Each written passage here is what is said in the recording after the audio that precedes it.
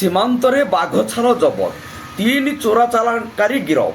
ନୂଆପଡ଼ା ଜିଲ୍ଲା ଖଡ଼ିଆଳ ବନଖଣ୍ଡ ଅଧୀନସ୍ଥ ସିନାପାଲି ବନ ବିଭାଗକୁ ମିଳିଛି ସଫଳତା। ଗୋଟିଏ କଲରାପତରିଆ ବାଘ ଛାଲ ଜବତ ସହିତ 3 ଜଣ ଅଭିଯୁକ୍ତକୁ ଗିରଫ କରିଛି ବନ ବିଭାଗ। ଆଜି ଅଭିଯୁକ୍ତମାନଙ୍କୁ କୋର୍ଟ ଚାଲାଣ କରାଯାଇଥିବା ବେଳେ ଖଡ଼ିଆଳ ବନଖଣ୍ଡ ଅଧିକାରୀ ଅଜିଜ ଖାଁ ସୂଚନା ଦେଇଛନ୍ତି।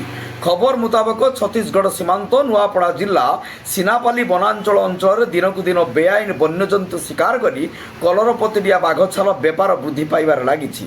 ଛତିଶଗଡ଼ ସୀମାନ୍ତ ଉଦନ୍ତୀ ସୀତା ନଦୀ ସଂରକ୍ଷିତ ଜଙ୍ଗଲ ଓ ନୂଆପଡ଼ା ଜିଲ୍ଲା ସିନାପାଲି ବନାଞ୍ଚଳ ସୀମାରେ ଦିନକୁ ଦିନ ବନ୍ୟଜନ୍ତୁ ଶିକାର କଲରାପତରିଆ ବାଘ ଛାଲ ଡିଲ୍ ବୃଦ୍ଧି ପାଇବାରେ ଲାଗିଛି। ଏହି 2 ରାଜ୍ୟ ସୀମାବର୍ତ୍ତୀ ଅଞ୍ଚଳରେ ଉଭୟ ଓଡ଼ିଶା ଛତିଶଗଡ଼ ବନ ବିଭାଗର ମିଳିତ ଉଦ୍ୟମରେ ଅନେକ ଥର ଅତର୍କିତ ଚଢ଼ାଉ କରି ବିଭାଗ ସଫଳତା ମଧ୍ୟ ପାଇଛି।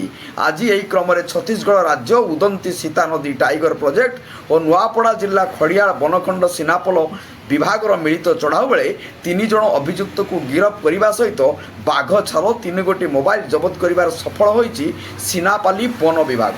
ବାଘ ଛାଲ ମାମଲାରେ ଆଉ କିଛି ଅଭିଯୁକ୍ତ ଫେରାର ଥିବା କୁହାଯାଉଛି।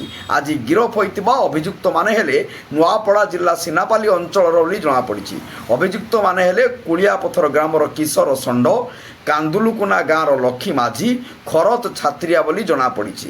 ଆଉ କିଛି ଅଭିଯୁକ୍ତ ଫେରାର ଥିବାବେଳେ ଅଧିକ ତଦନ୍ତ ଚାଲିଛି। ଫେରାର ଅଭିଯୁକ୍ତମାନଙ୍କୁ ଖୁବ୍ ଶୀଘ୍ର ଗିରଫ କରାଯିବ ବୋଲି ଖଡ଼ିଆଳ ବନଖଣ୍ଡ ଅଧିକାରୀ ଅଜିଜ ଖାଁ ପ୍ରକାଶ କରିଛନ୍ତି। ନୂଆପଡ଼ାରୁ ପରମେଶ୍ୱର ମେହେରଙ୍କ ରିପୋର୍ଟ, ଜନତା ଏକ୍ସପ୍ରେସ୍।